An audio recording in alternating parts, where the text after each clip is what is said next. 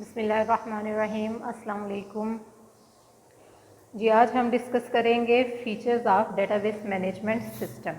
Features means database management system की खसूसियात क्या क्या हैं। सबसे पहले है जी data dictionary, utilities, query language, report generator, access, security, backup and recovery. One by one अब हमको देखेंगे कि ये क्या चीज़ें हैं। सबसे पहले देखते हैं जी डाटा डिक्शनरी क्या है। डाटा डिक्शनरी देखिए, सबसे पहले जब डिक्शनरी का वर्ड आपके सामने आता है तो उससे आप क्या मतलब लेते हैं। यानी एक कोई ऐसी फाइल है जिसके अंदर वर्ड्स के मीनिंग्स होते हैं। यूजुअली हम इससे यही मतलब लेते हैं। डेटाबेस की जब हम बात करते हैं तो डेटाबेस में जो डाटा डिक्शनरी है वो एक ऐसी फाइल है जो कि इंफॉर्मेशन स्टोर करती है, डाटा जो डेटाबेस में हम सेव करते हैं उससे रिलेटेड।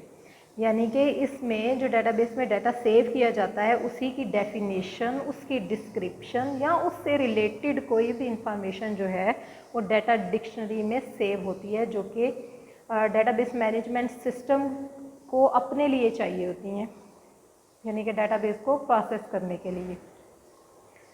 दूसरी ये बात ये क्या करता है, it monitors the data that is enter in a database.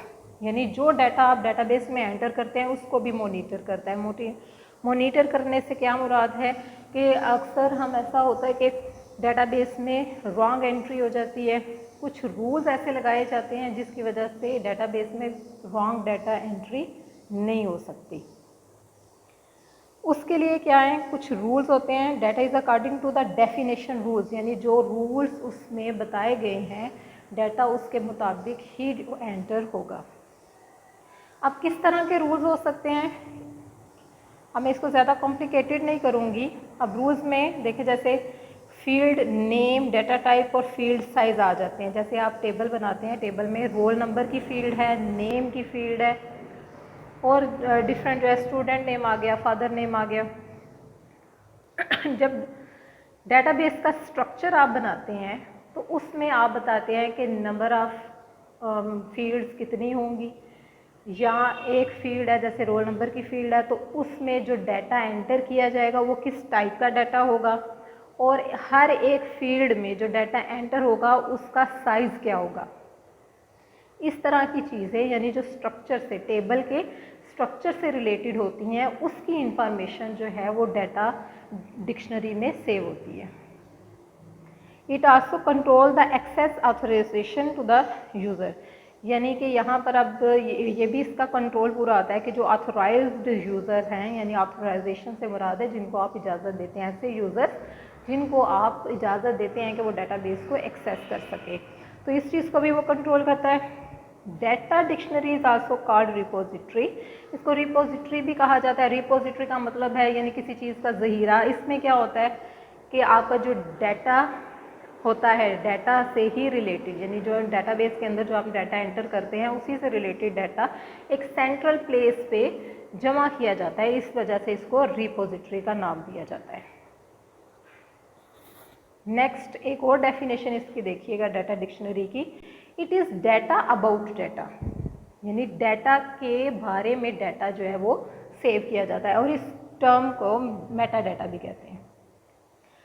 Set of information according to the content, format and structure of database and the relationship between different entities, यानी कि इन्हीं चीज़ों से रिलेटेड इंफॉर्मेशन जो डिस्क्राइब करती है इन चीज़ों को, जो कि क्लियर करती है कि कंटेंट क्या होगा, किस तरह का फॉर्मेट होगा, उसका डेटाबेस का स्ट्रक्चर क्या होगा, और जो डिफरेंट एंटिटीज़ पार्टिसिपेट कर रही हैं सिस्टम में उनके दरमियान जो रिलेशनशिप है उसको भी डिफाइन करेगा।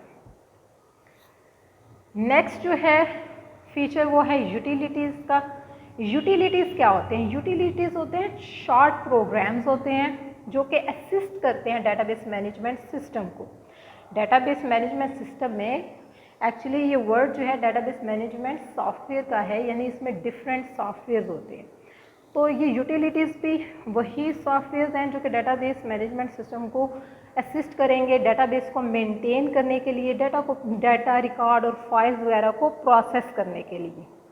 इसके अलावा कुछ यूटिलिटीज़ वो होते हैं जो कि यूज़ किए जाते हैं बैकअप के लिए और रिकवरी प्रोसीजर्स के लिए, यानी डेटाबेस में डाटा का बैकअप लेना और उसको रिकवर करने के लिए भी जो प्रोग्राम्स यूज़ किए जाते हैं उनको यूटिलिटीज़ का नाम दिया जाता है। नेक्स्ट है जी क्यूरी लैंग्वेज। क्यूरी लैंग्वेज में क्या होता है, अब ये सारे काम जो हम कहते हैं कि हम डेटाबेस को मेंटेन करते हैं, यानी उसमें हम डाटा एंटर भी करते हैं, टेबल्स बनाते हैं, टेबल्स में डाटा सेव करते हैं, टेबल में से डाटा रिट्रीव करते हैं, डाटा को अपडेट करते हैं, तो ये सारी चीज़ें जो हैं किसी न किसी लैंग्वेज के थ्रू हम डेटाबेस से करवाते हैं। और वो दूसरी लैंग्वेजेस की तरह नहीं है जो कि कोडिंग लैंग्वेजेस होती हैं, ये बहुत ही सिंपल लैंग्वेज यूज़ करता है जिसको क्यूरी लैंग्वेज करते हैं। तो मीन्स कि जो क्यूरी लैंग्वेज है आपकी, वो डेटाबेस पे डिफरेंट ऑपरेशंस परफॉर्म करने के लिए यूज़ होती है। हम ये देखते हैं कि कौन सी क्यूरी लैंग्वेज हम डेटाबेस के लिए यूज़ करते हैं। मोस्टली जो मोस्ट पॉपुलर लैंग्वेज है वो है एसक्यूएल।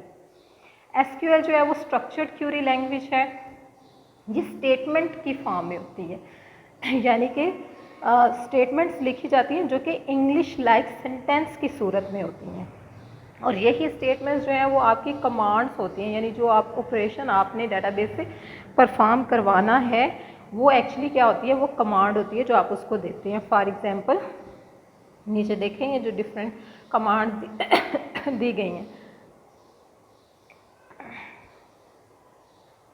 फॉर एग्जांपल ये देखें नीचे कुछ इंपॉर्टेंट कमांड्स दी गई हैं, select, delete, modify, update, insert.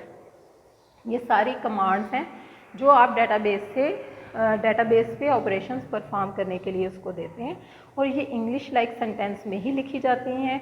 बहुत सिंपल ये लैंग्वेज होती है, इसको समझना और सीखना और यूज़ करना आसान होता है बाकी लैंग्वेजेस की निस्बत। नेक्स्ट वन है रिपोर्ट जनरेटर। रिपोर्ट जनरेटर भी क्या है, ये एक प्रोग्राम है। स्टूडेंट्स आप डेफिनेशन लिखते हुए अक्सर ये गलतियाँ करते हैं, जैसे डाटा डिक्शनरी है वो एक फ़ाइल है, सॉफ्टवेयर नहीं है। रिपोर्ट जनरेटर जो है ये आपका सॉफ्टवेयर या प्रोग्राम है। ये प्रोग्राम किस लिए यूज़ होता है, रिपोर्ट जनरेट करने के लिए। अब यहाँ रिपोर्ट से क्या मुराद है, देखिए हमने जब कोई सिस्टम बनाना होता है तो उसमें काफ़ी सारा डेटाबेस के अंदर काफ़ी सारा डाटा जो है वो स्टोर होता है। जब आपको एक रिक्वायर्ड इन्फॉर्मेशन चाहिए होती है तो उसका मतलब ये नहीं होता कि डेटाबेस में मौजूद सारे का सारा डाटा जो है वो आपको प्रोवाइड किया जाए, यानी डाटा आपकी रिक्वायरमेंट के मुताबिक ही डेटाबेस में से निकाल के जो एक फ़ाइनल रिपोर्ट बनाई जाती है वो आपको डिसीजन मेकिंग में काम आती है। जैसे हायर अथॉरिटीज़ हैं, अगर आपसे वो कोई इंफॉर्मेशन मांगती हैं तो डेटाबेस में से उनकी रिक्वायरमेंट के मुताबिक, उनकी नीड्स के मुताबिक हमने एक रिपोर्ट जनरेट करनी होती है। फॉर एग्ज़ाम्पल मैं आप एक एग्ज़ाम्पल देती हूँ, जैसा कि हम ये कहना चाहेंगे कि अगर हमने एक लैब है, लैब मेंटेन करनी है, कंप्यूटर लैब, उसमें हमने कंप्यूटर्स अरेंज करने हैं, तो हमें ये पता होना चाहिए कि कंप्यूटर के स्टूडेंट्स जो हैं वो कितने हैं, नंबर ऑफ़ स्टूडेंट्स जो है वो हमें चाहिए। तो डेटाबेस में से हम जो है सिर्फ़ और सिर्फ कंप्यूटर के स्टूडेंट्स का जो डाटा है वही निकालेंगे। यानी डेटाबेस में ये जो है अपॉर्चुनिटीज़ होती हैं आपके पास कि आप डाटा अपनी मर्ज़ी से सॉर्ट कर सकते हैं, यानी एक कंसाइज सी इंफॉर्मेशन को हम रिपोर्ट कहेंगे। It access data from the database and display in the different formats, यानी डेटाबेस में से डाटा को एक्सेस करता है और डिस्प्ले करता है डिफरेंट फॉर्मेट्स में। फॉर्मेट से मुराद है जो उसका स्टाइल होगा या उसका जो स्ट्रक्चर हम बनाते हैं वो डिफरेंट हो सकते हैं। जैसा कि ये नेक्स्ट स्लाइड में मैं आपको दिखाती हूँ। ये दो फॉर्मेट्स हैं, ये दो डिफरेंट फॉर्मेट्स हैं, इनका देखिए स्टाइल जो है वो रिपोर्टिंग का ये डिफरेंट है। User can produce useful and attractive report by using report generator, यानी कि ये सॉफ्टवेयर जो है ये इतना आसान होता है और इतना यूज़र फ्रेंडली होता है कि कोई भी नया यूज़र, मतलब जिसको मतलब बहुत डेप्थ में नॉलेज नहीं है, तो वो भी एक अच्छी और अट्रैक्टिव जो है रिपोर्ट वो बना सकता है रिपोर्ट जनरेटर के थ्रू। जी नेक्स्ट है एक्सेस सिक्योरिटी। एक्सेस सिक्योरिटी से क्या मुराद है, to protect database from the unauthorized access. Unauthorized access से क्यों मुराद है, यानी अनऑथोराइज्ड वो चीज़ें जो कि जिनको आप इजाज़त नहीं देते कि वो डेटाबेस को एक्सेस कर सकें, तो ऐसी एक्सेस से या ऐसे पर्सन से डाटा को प्रोटेक्ट करना ये सिक्योरिटी फीचर में आ जाता है। डेटाबेस मैनेजमेंट सिस्टम जो है वो आपको फुल सिक्योरिटी प्रोवाइड करता है, जो कि फाइल प्रोसेसिंग सिस्टम में मुमकिन नहीं थी। Database management system provide several procedures to maintain data security, यानी डाटा की सिक्योरिटी को मेंटेन करने के लिए बहुत सारे प्रोसीजर्स आपको देगा। For example, security is maintain by allowing the access to the database by using user name and passwords. ये वो प्रोसीजर है जो आमतौर पे आप लोग भी यूज़ करते हैं कि आपने जब सिक्योर करना है किसी सिस्टम को तो आप उस पर कोई यूज़र नेम या पासवर्ड लगा देते हैं। इसी तरह जब आपने कुछ यूज़र को एक्सेस देनी है, जिन यूज़र को आप एक्सेस देना चाहते हैं उनको आप वो यूज़र नेम या पासवर्ड जो है वो प्रोवाइड करेंगे, जिससे डाटा की प्रोटेक्शन जो है वो रिलायबल हो जाएगी। Different users of database have different level of access rights to database. Security को मेंटेन करने का एक और तरीका ये भी है कि आप हर तरह के यूज़र को डेटाबेस यानी फुल डेटाबेस पे एक्सेस ना दें।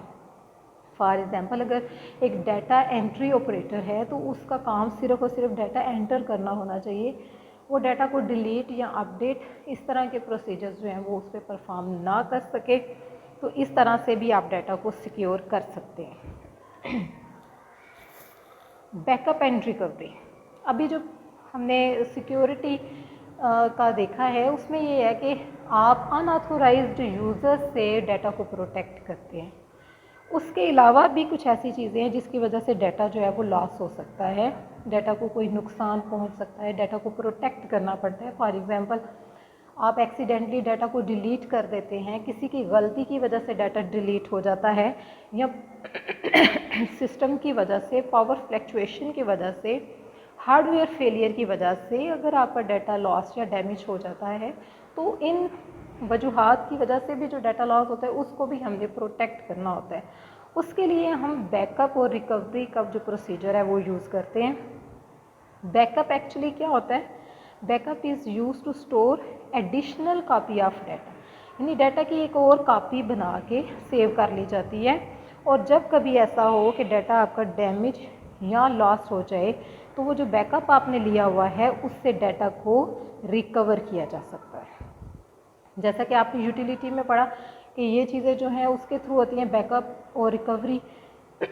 तो हम यहाँ पर ये कह सकते हैं कि जो बैकअप है वो किसी न किसी सॉफ्टवेयर के थ्रू ही लिया जाता है, और जो डाटा को आपने रिकवर करना होता है वो भी किसी सॉफ्टवेयर के थ्रू ही किया जाता है। यानी आप ये नहीं कि खुद से एक कॉपी बना के कहीं रख लेते हैं, नहीं, ऐसा नहीं होता, बल्कि इसके लिए भी स्पेशल प्रोग्राम्स यूज़ किए जाते हैं जो कि आपके इम्पॉर्टेंट डाटा का बैकअप लेते हैं और जब ज़रूरत पड़ती है तो उसको उसी बैकअप से रिकवर भी करते हैं।